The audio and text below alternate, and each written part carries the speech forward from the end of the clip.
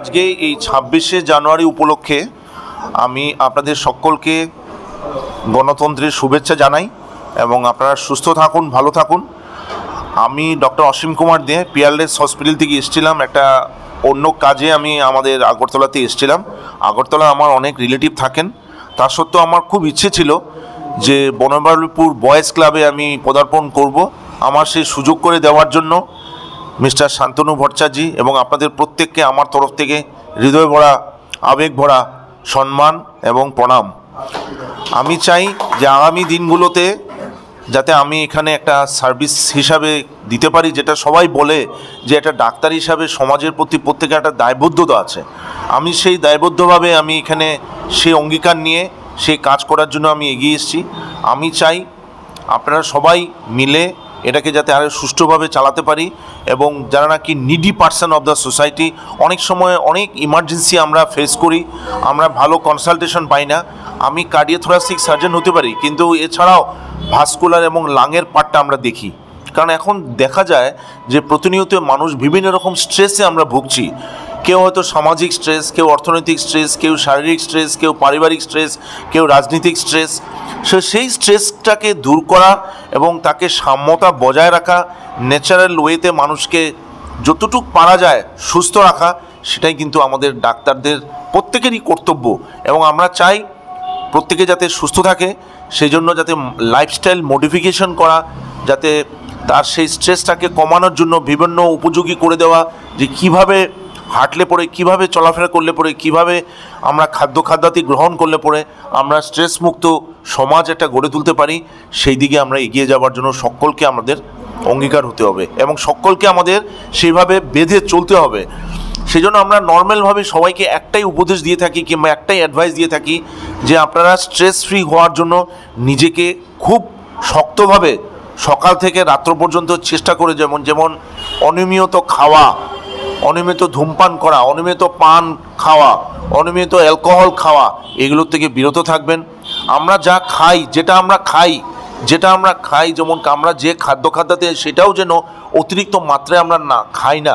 যেমন আমরা বলি যে রেড মিট খেলে শরীর অসুস্থ হয়, কেউ যদি মাসে একবার রেড মিট খায় তাতে কিন্তু অসুস্থতা থাকে না।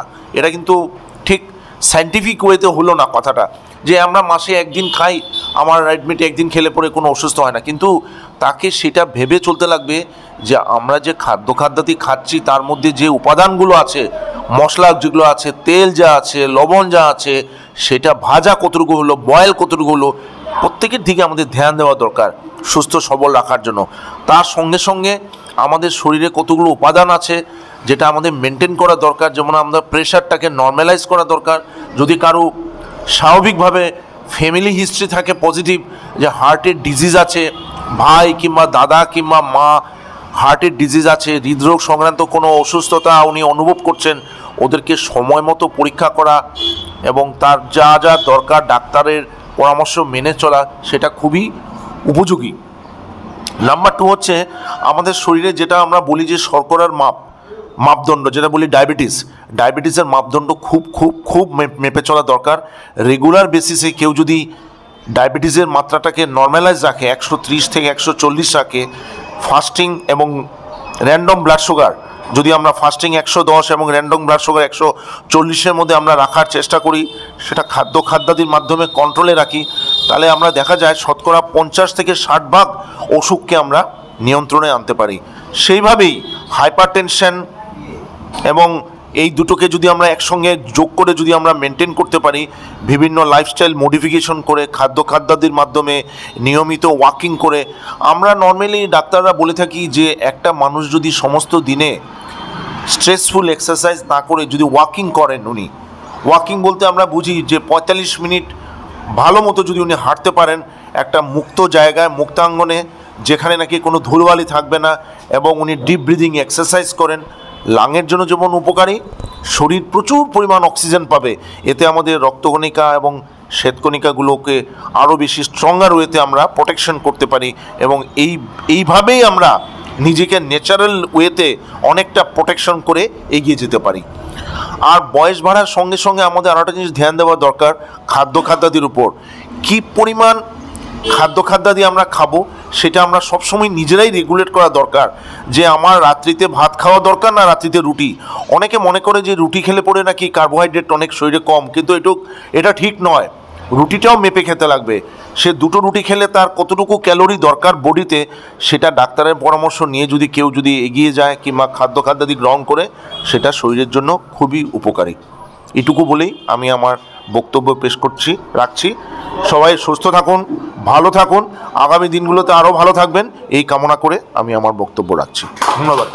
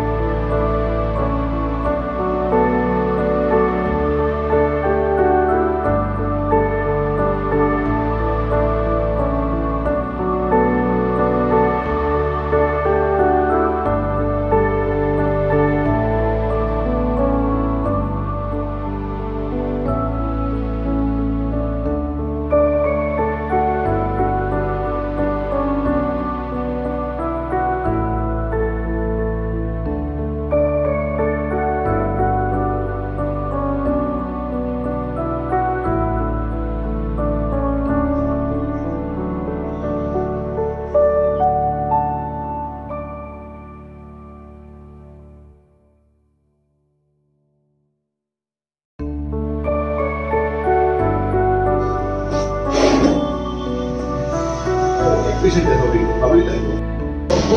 খাওয়া দাওয়া